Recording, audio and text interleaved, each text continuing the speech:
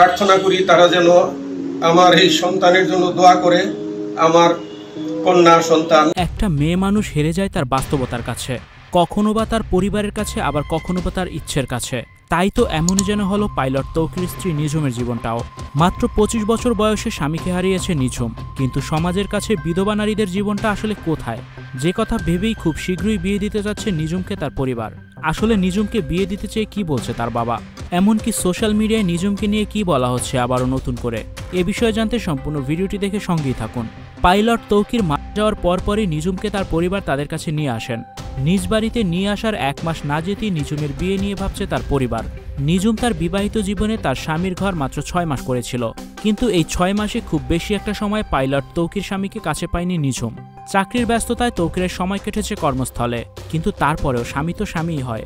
সেই অল্প সময়ে স্বামীর সাথে কাটানো সেই মুহূর্তগুলো যেন কোনোভাবেই ভুলতে পারছে না এখন নিঝুম। তার কারণ স্বামীকে অনেক বেশি ভালোবেসেছিল নিঝুম।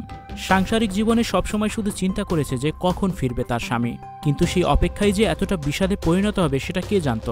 জীবনের গল্পটাই যেন একেবারেই পাল্টে গেল নিঝুমের, স্বপ্নগুলো যেন ভেঙে চুরে একেবারেই শেষ হয়ে গেল এক দমকা হাওয়ায়।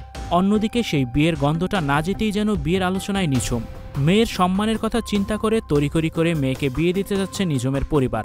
আসলে ভালোবাসার কোনো সংজ্ঞা হয় না, ভালোবাসা হলো ব্যক্তিগত এবং অনেক গভীর একটা অনুভূতি, যা কাউকে বলে বোঝানো যায় না। কিন্তু পাইলট তৌকিরকে ঠিক ততটাই ভালোবেসেছিল নিঝুম।